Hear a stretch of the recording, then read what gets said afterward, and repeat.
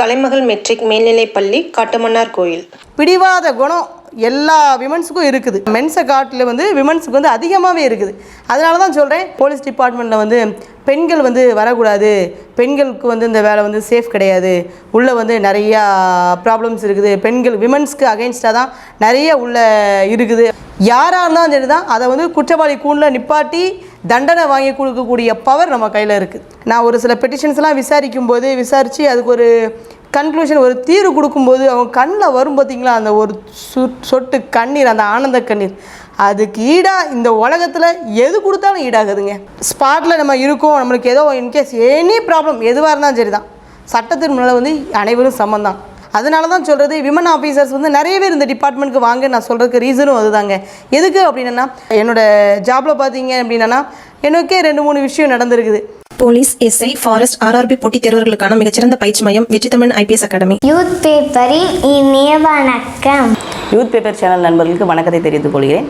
என்னோட பெயர் ஆரோக்கிய ஜென்சி. இந்த 2019 கால்ஃபர் பண்ணும்போது தேர்வு எழுதி வந்த எஸ்ஐ பேட்ச். நாங்கள் கோயில்பட்டி வெஸ்ட்டு காவல் நிலையத்தில் சப்இன்ஸ்பெக்டராக ஒர்க் பண்ணிகிட்ருக்கேங்க. என்னோடய ஃபஸ்ட்டு முயற்சியிலே நான் இந்த எஸ்ஐ எக்ஸாமில் செலக்ட் ஆகிட்டேன். இதில் ஒரு பெரிய விஷயம் என்னென்னா, நான் திருமணமாகி எனக்கு ஒரு பையன் பிறந்ததுக்கப்புறம் தான் என்னுடைய முயற்சியை நான் ஸ்டார்ட் பண்ணேன். அதுக்கப்புறம் முயற்சியில் ஸ்டார்ட் பண்ணி படிக்க ஆரம்பித்து ஃபிசிக்கல் எல்லாம் அட்டன் பண்ணி விடாமுயற்சியோட தன்னம்பிக்கையோடு இருந்ததுனால என்னால் இந்த ஜாப் ஈஸியாக ஷைன் பண்ண முடிஞ்சது. விமன்ஸ் நிறைய பேர் இந்த டிபார்ட்மெண்ட்க்கு வரணுங்கிறது எனக்கு ரொம்ப ஆசை. எதுக்கு கேட்டிங்க அப்படின்னா, ஒரு ஆண் ஒரு பெண் இந்த 2 பேரில் யார் நல்ல ஒரு பெட்டிஷன் என்கொயரியாக இருக்கட்டும், இல்லைனா மக்களுடைய குறை தீர்க்கக்கூடிய அந்த விஷயங்களாக இருக்கட்டும், ஆண்களை காட்டிலும் பெண்கள் அந்த நிதானம் அவங்கள்ட்ட நிறையவே இருக்கும்னு சொல்லலாம். என்னென்னு கேட்டிங்கன்னா, அவங்களுடைய அந்த பெட்டிஷனை விசாரிக்கக்கூடிய அந்த தன்மையை பார்த்திங்கன்னா ரொம்ப சாஃப்டாக இருக்கும். வாங்க, என்ன நடந்துச்சு, என்ன அப்படின்னு தெளிவாக பொறுமையாக கேட்பாங்க. அவங்களுக்கு பேசிக்காக அவங்க குணாதிசயங்களே வருது. அதனால தான் நான் ஸ்டேஷனில் எஸ்ஐ லெவலில் இருக்கிறவங்க நிறைய விமன் ஆஃபீஸர்ஸ் நிறைய பேர் இருக்குன்னு அப்படின்னு ஆசைப்பட்றேன். ஆனால் பார்த்தீங்க அப்படின்னா, இந்த once upon a time police டிபார்ட்மெண்ட்டில் பெண்கள் வரக்கூடாது, பெண்களுக்கு இந்த வேலை சேஃப் கிடையாது, உள்ளே நிறையா ப்ராப்ளம்ஸ் இருக்குது, பெண்கள் விமன்ஸ்க்கு அகைன்ஸ்டாக தான் நிறைய உள்ளே இருக்குது அப்படின்லாம் சொல்லுவாங்க. ஆனால் முற்றிலும் அது தப்புங்க. ஏன் அப்படின்னு கேட்டிங்கன்னா, எந்த டிபார்ட்மெண்ட்டில் தான் தவறு இல்லை சொல்லுங்கள்? எல்லா டிபார்ட்மெண்ட்லேயும் பிரச்சனைகள் இருக்க தான் செய்யும். விமன்ஸ்க்கு அகெயின்ஸ்டாக நிறைய விஷயங்கள் நடக்க தான் செய்யும். ஆனால் அது எதுவுமே வெளிப்படாது.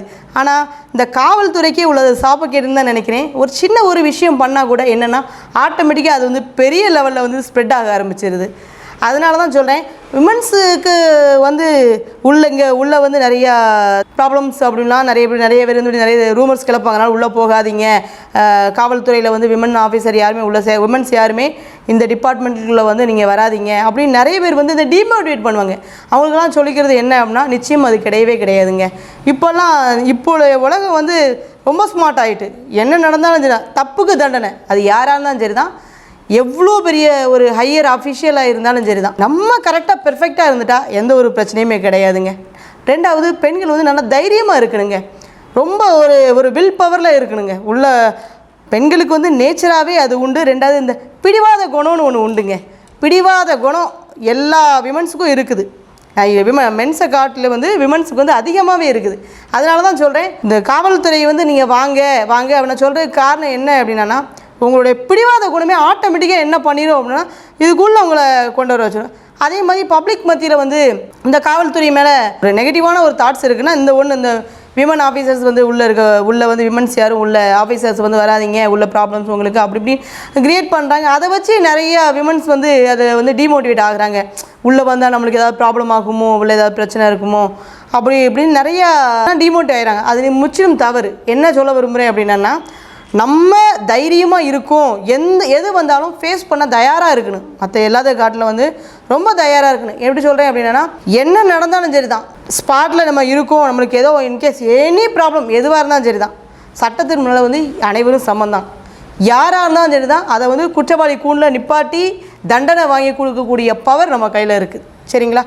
அதனால் இதில் நீங்கள் பயப்படுறதுக்கோ இல்லை இதில் நீங்கள் ஒதுங்கி போகிறதுக்கோ ஒன்றுமே கிடையாது. எல்லா டிபார்ட்மெண்ட் மாதிரி தான் போலீஸ் டிபார்ட்மெண்ட் தான். இதில் மென்ஸ்க்கு எவ்வளோ ரைட்ஸ் கொடுத்துருக்காங்களோ ஈக்குவல் ரைட்ஸ் விமன்ஸுக்கும் கொடுத்துருக்காங்க. அப்படிங்கும்போது நீங்கள் உள்ளே வர்றது நீங்கள் தயக்கமே இல்லாமல் உள்ளே வந்துடலாம். அதில் எந்த ஒரு மாற்று கருத்தும் கிடையாதுங்க. உங்களுக்கு உள்ளே இங்கே பிரச்சனை இருக்குது அப்படி இப்படின்னு என்னென்னமோ பேசுவாங்க.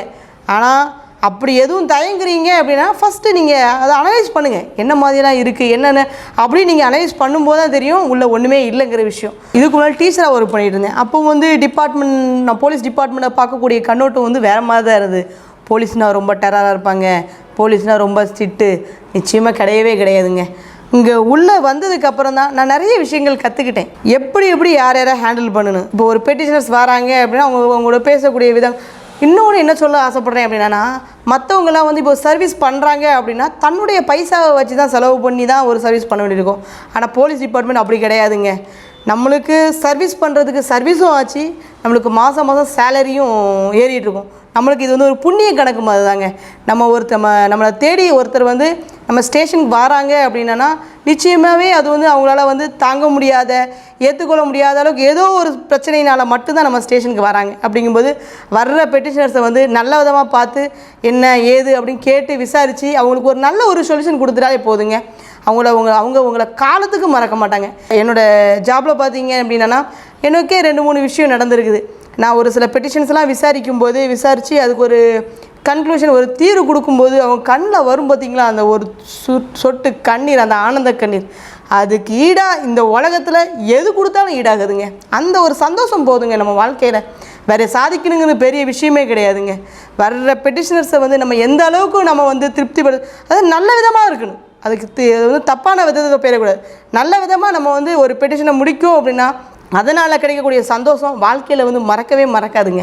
இப்போ ஸ்டேஷனில் வந்து ஒரு பெட்டிஷனை விசாரிக்கணும்னு வைங்களேன். விசாரிக்கும்போது நம்ம அவங்களுக்கு வந்து தீராத ஒரு வழியாக இருக்கும்.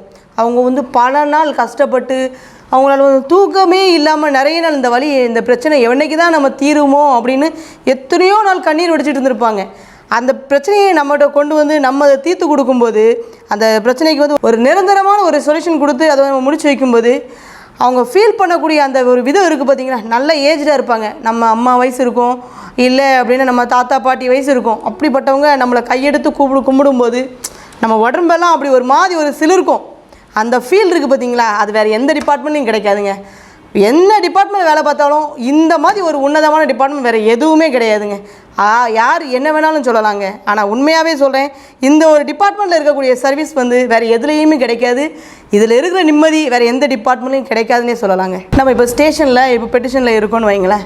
நம்மளுக்கு இப்போ ஒரு விமன்ஸ் யாராவது விமன் ரிலேட்டட் அஃபென்ஸ் ஏதோ ஒன்று நடக்குது, விமன்ஸை வந்து வேறு ஏதோ ரேகிங்கோ இல்லைனா ஹராஸ்மெண்ட் ஏதோ ஒன்று பண்ணியிருக்காங்க சம்திங் சொல்லிட்டு ஸ்டேஷன் வராங்க அப்படின்னா அவங்க ஒரு மென் ஆஃபீஸர்கிட்ட பேசுகிறத காட்டிலும் ஒரு விமன் ஆஃபீஸர்கிட்ட பேசக்கூடிய விதங்கிறது வேறு மாதிரி இருக்கும்.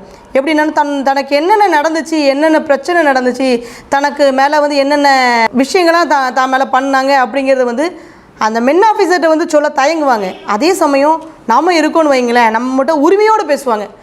எனக்கு இப்படிலாம் நடந்துச்சு இப்படின்னு சொல்லும்போது ஒரு விமன்ஸுக்கு இப்போ வந்து விமன்ஸுக்கு அகெயின்ஸ்டாக நிறையா ப்ராப்ளம்ஸ் கிரியேட் ஆகிட்டு இருக்குது. ஆன்லைன்லேயே இருக்கட்டும், இல்லை நார்மல் ஆஃப்லைன் ப்ராப்ளமாகவும் இருக்கட்டும், இல்லை வேறு சம்திங் ஏதோ ஒன்று மொபைல் வழியாக இருக்கட்டும், ஏதோ ஒன்றால் ஏதோ ஒரு ப்ராப்ளம் டெய்லி இன்க்ரீஸ் ஆகிட்டே தான் இருக்குதுங்க.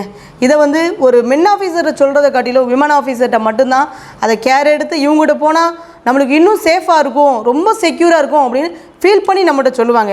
அதனால தான் சொல்கிறது, விமன் ஆஃபீஸர்ஸ் வந்து நிறைய பேர் இந்த டிபார்ட்மெண்ட்டுக்கு வாங்க நான் சொல்கிறதுக்கு ரீசனும் அதுதாங்க. எதுக்கு அப்படின்னா விமன்ஸ் நிறைய பேர் இதில் பாதிக்கப்படுறதுனால அவங்களுக்கு சொல்யூஷன் சொல்லக்கூடிய இதை பார்த்தீங்க அப்படின்னா மென் ஆஃபீஸரை காட்டிலும் விமன் ஆஃபீஸருக்கு தான் அதிக ரெஸ்பான்சிபிலிட்டி இருக்குது. அதே மாதிரி நம்ம தான் 1000 தான் இருந்தாலுமே அந்த விமன்ஸை வந்து ரொம்ப கேர் எடுத்து அவங்களுக்கு சொல்யூஷன் மட்டும் கொடுக்குறதோ நம்ம நிப்பாட்ட மாட்டோங்க. அவங்க அடுத்த லெவல் அவங்க என்ன பண்ணுறாங்க, அவங்களுக்கு கைட்லைன் கொடுக்கறதுலேருந்து அவங்கள என்ன இப்போ வேறு எதுவும் பண்ணுறாங்களா, இல்லை அவங்களுக்கு வேறு அடுத்து அவங்களுடைய ஃப்யூச்சர் என்ன அப்படின்னு அவங்களுக்கு ஒரு அட்வைஸ் கொடுக்கறதுலேருந்து அவங்கள வந்து வாட்ச் பண்ணுறது, அவங்கள வந்து அடிக்கடி அவங்களோட பேசி வாங்கி இருக்கிறது அப்படின்னு சொல்லிட்டு ஒரு சுமூகமான ஒரு லைஃப்பை வந்து நம்ம ஏற்படுத்தி கொடுக்கும் அப்படின்னா வந்து விமன் ஆஃபீஸர்ஸால் மட்டும்தாங்க முடியும். அதுக்கு தான் நான் சொல்கிறது என்னென்னா விமன்ஸுக்கு அகெயின்ஸ்டாக நிறைய பிரச்சனை வருதுங்கன்னா நீங்கள் இதில் வந்து தாராளமாக உள்ளே வரலாம். உள்ளே வந்து விமன்ஸுக்கு அகெயின்ஸ்டாக நடக்கக்கூடிய பிரச்சனையில் வந்து நீங்கள் அதை வந்து ஒரு சேவை மனப்பான்மையை நினச்சி நிறைய பேர் உள்ளே வந்து இதில் வந்து சர்வீஸ் பண்ணுங்கள். நீங்கள் உள்ளே வந்து சர்வீஸ் பண்ணுறீங்க அப்படின்னா உங்களுக்கும் என்ன ஆகும் அப்படின்னா மைண்ட் லெவலில் ரொம்ப ஒரு பீஸ்ஃபுல்லாக நீங்கள் வந்து ஃபீல் பண்ணுவீங்க. ரொம்ப ஒரு சந்தோஷமான ஒரு தருணத்தை நீங்கள் வந்து உணர்வீங்க. அதை ரியல் லைஃப்பில் நானும் உணர்ந்துக்கிட்டு தான் இருக்கேன். அதை மீன் பண்ணி தான் உங்கள்கிட்டையும் நான் சொல்கிறேன். கலைமகள் மெட்ரிக் மேல்நிலைப்பள்ளி காட்டுமன்னார் கோயில்.